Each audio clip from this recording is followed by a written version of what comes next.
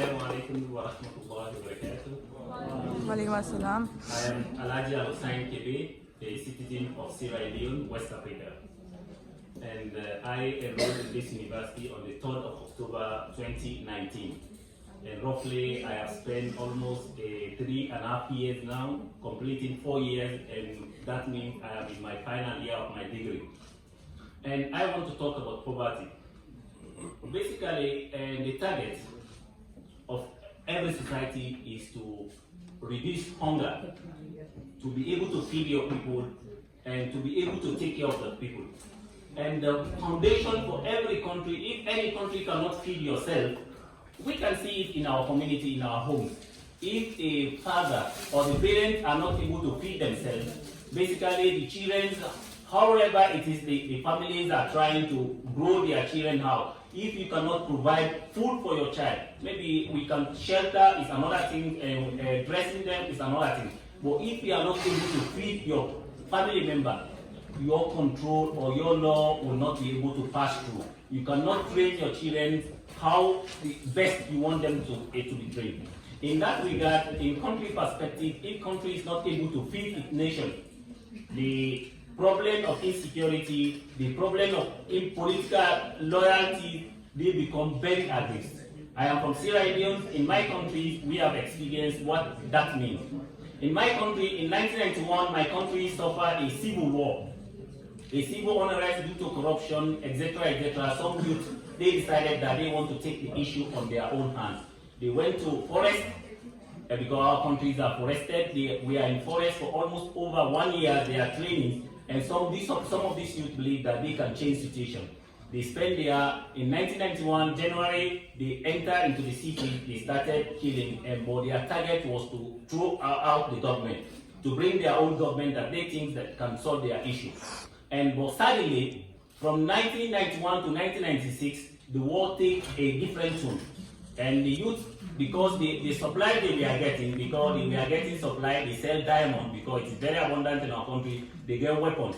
As time goes on, the UN and other international people get involved, and their supply of selling diamond for weapons we are cut off. The next thing is that they have to generate their own money for themselves. And for that reason, they started targeting businesses. That from government sector, targeting government institutions, government forces, now they started targeting that of the area of the economy to generate money for themselves.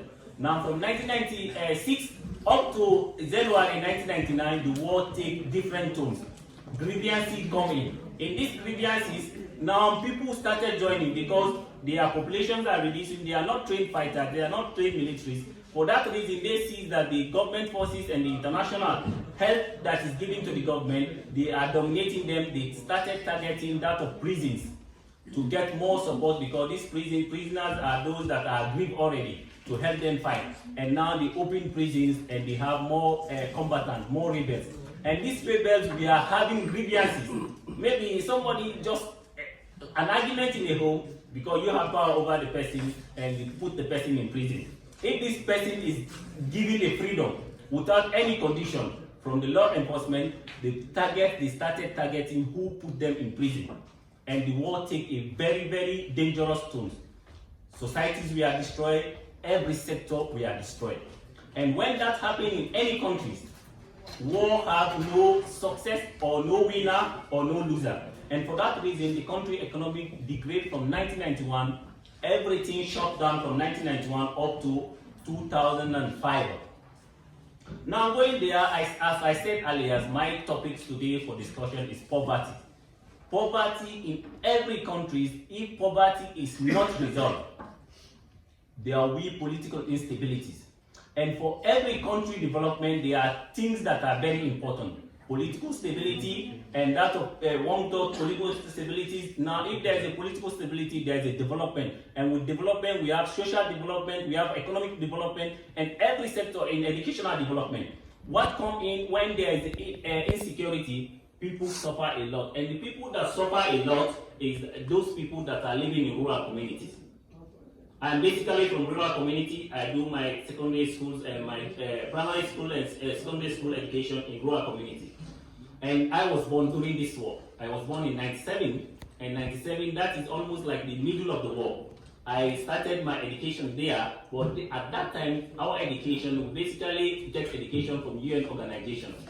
That we have the CREB educational system. CREB educational system, they evaluate you not on the basis of that of the academic examination. They examine you based on your performance. They see what you are good at, they put it in another CREB sector. And this continues going on. And you can realize that before the war, my country is basically, it is famous, they say the anthem of West Africa, and they have the highest IQ in the whole of Africa, and they are among the 50 most IQ nationals. But during this war, all of this destroyed. And what the importance of our experience to Pakistan situation? I came in Pakistan, as I previously in my first discussion in 2019. From 2019 up to now, there have been drastic change in every sector, from education, from food sector, from economics, from etc., etc. These changes that are happening, they are globally. If we talk about the increase in prices of food commodities and elsewhere, and every sector, they are international. But in national perspective, it is the responsibility of institutions, such as educational institutions, in the policy sector, that the government sector, to make sure that they sensitize their citizens. Like, basically, this is not the end of the things. There has to be a solution. And this solution, it depends on negotiation. And here, today, inshallah, at the end of the year, I'll be having my degree. Having your degree, my message here today is that we as agricultural graduates, agricultural students, agricultural professionals that are here, make sure that don't forget the rural communities, because climate change affects every sector, everywhere. Flood can happen, but flood affects the rural communities.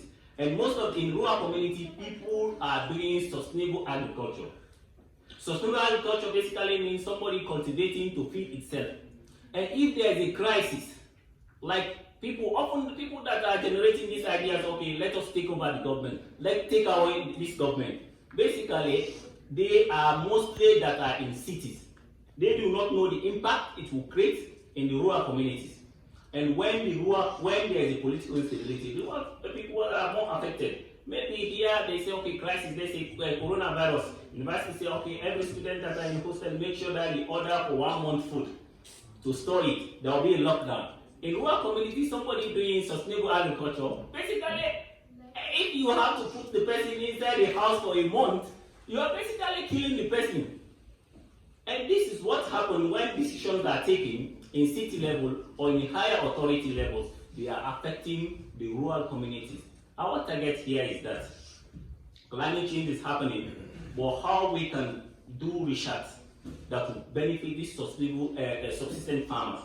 And if there is a crisis, or if we are making decisions, we have to resonate. We have to think how this decision will affect the rural communities. Or here, who will know what is happening in rural community when everyone wants to be in the city? This is the problem.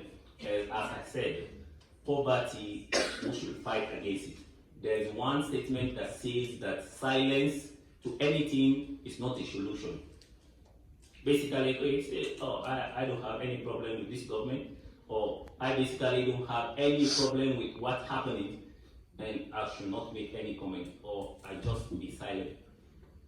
Maybe the lady was talking about gender equality today. They say, okay, I don't have any issue. Hey, I don't discriminate women, or I don't say bad words about the next gender, and I should be silent. What about the next person if you do not share awareness? Maybe you have a sister, you have a daughter, you have a wife. If the community out there has a bad impact or bad knowledge about the next gender, the next person will be harassing your daughter, or be harassing your mother, or be harassing another person. The same thing happens in the food sector. However, it is we are in city today, but we might have relatives that are living in rural communities. If policy, they are making policy that will affect the rural community. If climate change is affecting, maybe you said I'm city, maybe I'll be having AC in my room during a summer, hot summer, or winter I'll be having blankets. Maybe there is climate change, there is no reality about it. But you have to know that however it is in one part of the end of the road, you have relatives that will be affected in that area. And in conclusion, my message here today is that we have to focus on research that will improve the rural communities. The solution lies with us. After the university degree, however it is, you have to try your best to go to teach the people. We have learned a lot from the first semester to now. The agronomic practices, the poor agronomic practices, there is poor agronomic practices, add mulch, we add mold, put organic manure, etc., green manuring, but everyone keep with us. We all get jobs, we stay in the city, no one go and tell them. And again, we come in these conferences, we started saying that we have to do this, we have to do it. I am not going to do it. Most of the people are not going to do it. Why won't you take your time during holidays, you go to the rural community and you say this to them? They need it. And thank you very much. I will not take so much long, but peace is very important. And if we can maintain peace at all costs, it will not only benefit the country growth, but it will affect the rural community. The rural community, they are first, no matter what. Thank you so much, and Jazakallah khair.